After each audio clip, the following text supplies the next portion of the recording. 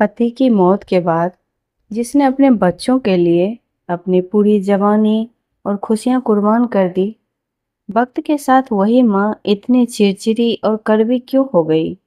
आइए सुनते हैं मुंशी प्रेमचंद जी की अमर रचना ज्योति, जो हमें सिखाती है कि रिश्तों में सारा खेल सम्मान और अपनेपन का होता है। विधवा हो जाने के बाद बूटी का स्वभाव बहुत कटु हो गया था।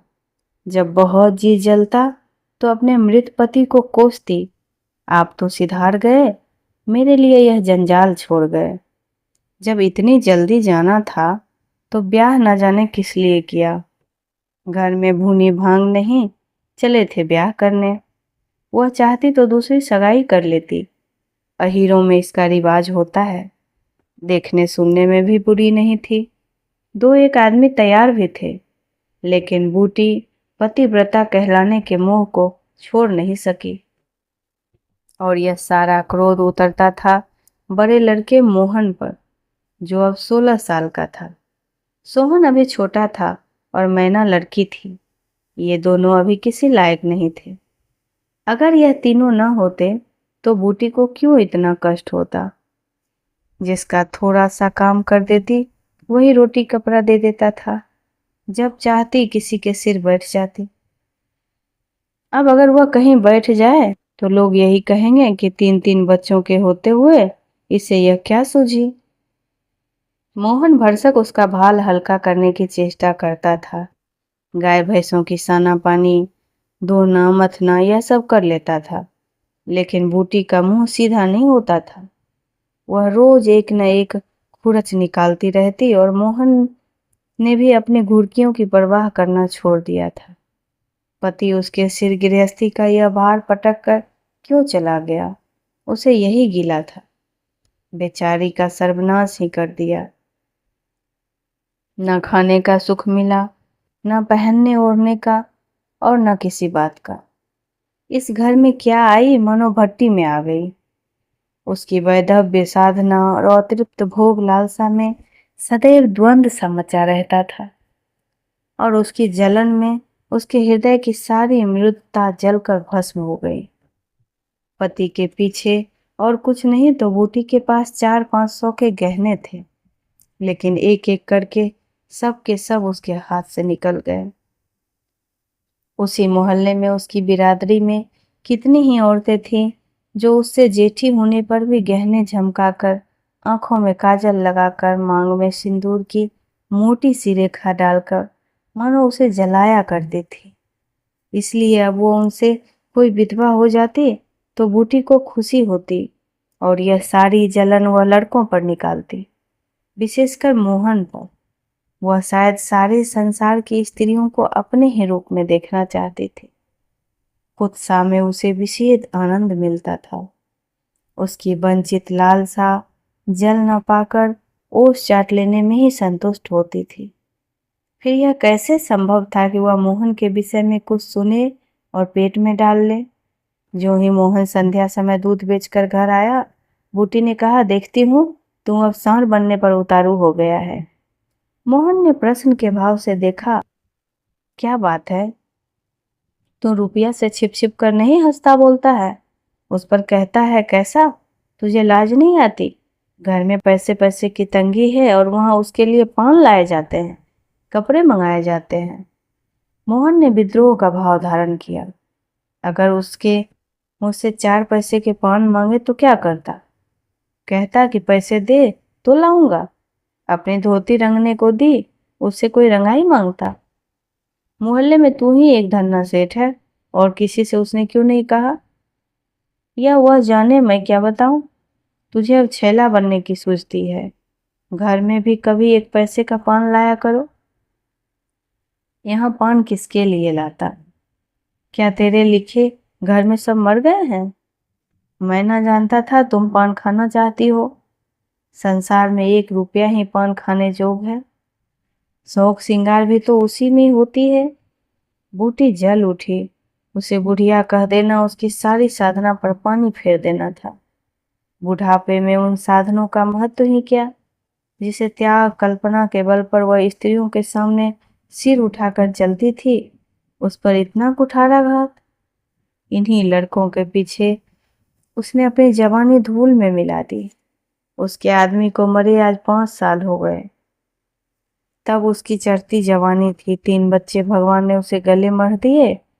नहीं, अभी वह है कै दिन की। चाहती तो आज भी वह ओठ लाल किए, पाँव में महावर लगाए, अनवट बिछुए पहनते मटकती फिरती।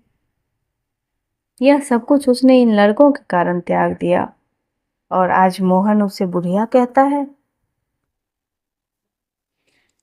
रुपया उसके सामने खड़ी कर दी जाए तो चूहिया भी नहीं लगे। फिर भी वह जवान है और बूटी बुढ़िया है। बोली, हाँ और क्या। मेरे लिए तो फटे चिथड़े पहनने के दिन हैं। जब तेरा बाप मरा तो मैं रुपया से 2-4 साल बड़ी थी। उस वक्त कोई घर कर लेती तो तुम लोगों का कहीं पता नहीं लगता, गली गली भीख मांग कर खाते। लेकिन मैं कह देती हूँ, अगर तू फिर उससे बात किया या तू उसके घर जाएगा तो इस घर में या तो तुम रहोगे या मैं। मोहन ने डरते डरते कहा, मैं उसे बात दे चुका हूँ अम्मा। कैसी बात। बोला, सगाई की। अगर रुपया मेरे घर में आई तो झाड़ू मार कर निकाल दूंगी। यह सब उसकी माँ की माया है। वह कुटनी मेरे लड़कों को मुझसे छीन लेना चाहती है।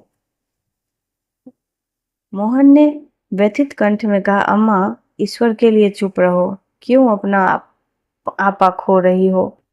मैंने तो समझा था 4 दिन में मैना अपने घर चली जाएगी, तुम अकेली पड़ जाओगी, इसलिए उसे लाने की बात सोच रहा था। अगर तुम्हें बुरा लगता है तो जाने दो। तू आज से यहीं आंगन में सोया करेगा और गाय भैंसे बाहर पड़ी रहेगी। पड़ी रहने दे, कोई डाका नहीं पड़ जाता। मुझ पर तुझे इतना संदेह है। हाँ, तो मैं यहाँ नहीं सोऊंगा, तो निकल जा मेरे घर से। बोला, हाँ तेरी यही इच्छा है तो निकल जाऊंगा। मैना ने भोजन पकाया। मोहन ने कहा, मुझे भूख नहीं है।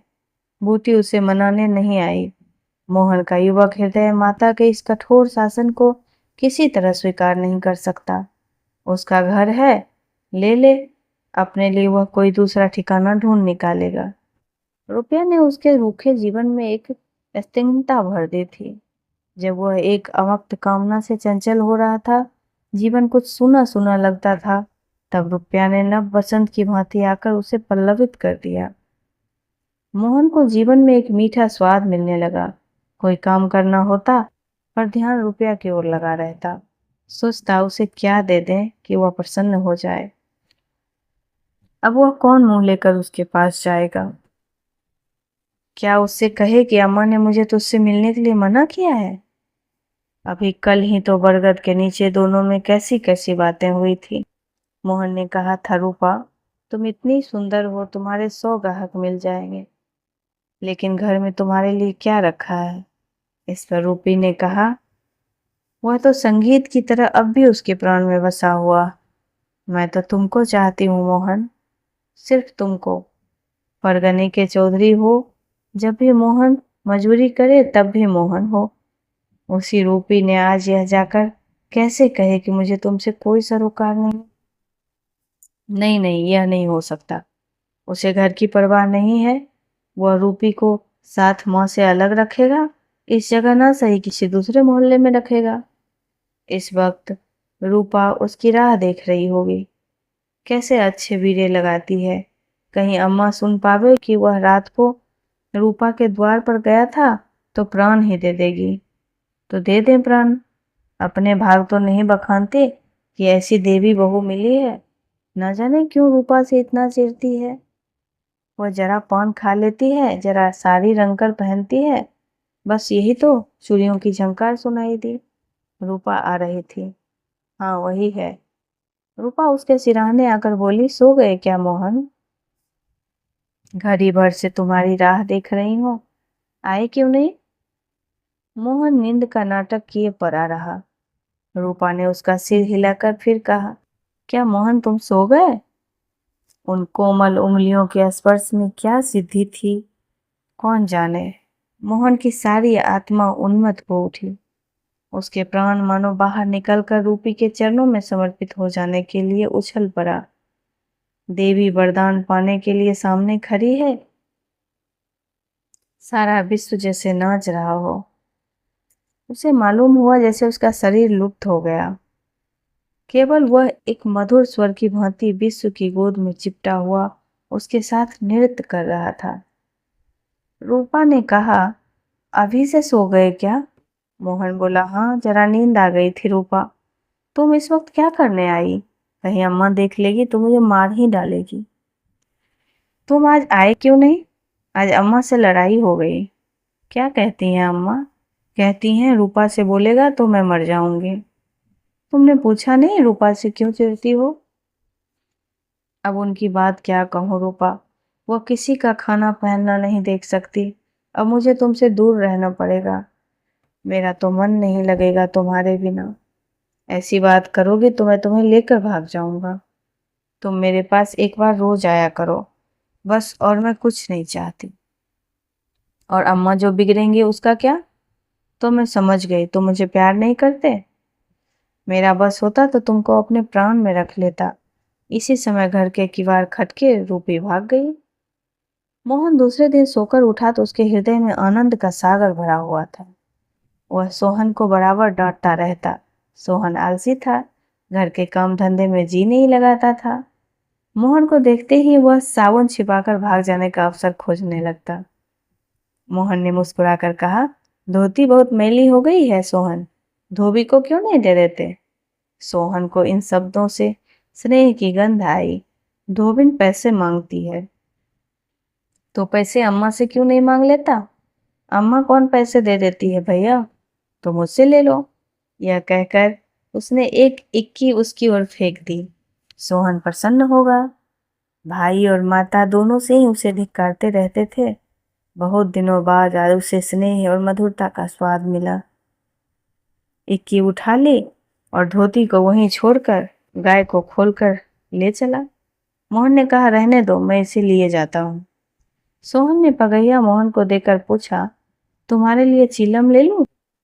जीवन में आज पहली बार सोहन ने भाई के प्रति ऐसा सद्भाव प्रकट किया था। इससे क्या रहस्य है? क्या मोहन की समझ में नहीं आया? बोला, आग हो तो रख लाओ। मैना सिर के बाल खेल खोले आंगन में बैठी घरौंदा बना रही थी। मोहन को देखते ही उसने घरौंदा बिगाड़ दिया और आंचल में बाल छिपाकर रसोई घर में बर्तन उठाने लगी। मोहन ने पूछा, क्या खेल रही थी मैना? मैना डरी हुई बोली, कुछ नहीं। तू तो बहुत अच्छे घरौंदे बनाती है, जरा बना देखूं। मैना का रुआसा चेहरा खिल उठा। प्रेम के शब्द में कितना जादू है, मुंह से निकलते ही जैसे सुगंध फैल जाती है। जिसने सुना उसका हृदय खिल उठा। जहां भय था वहां विश्वास चमक उठा।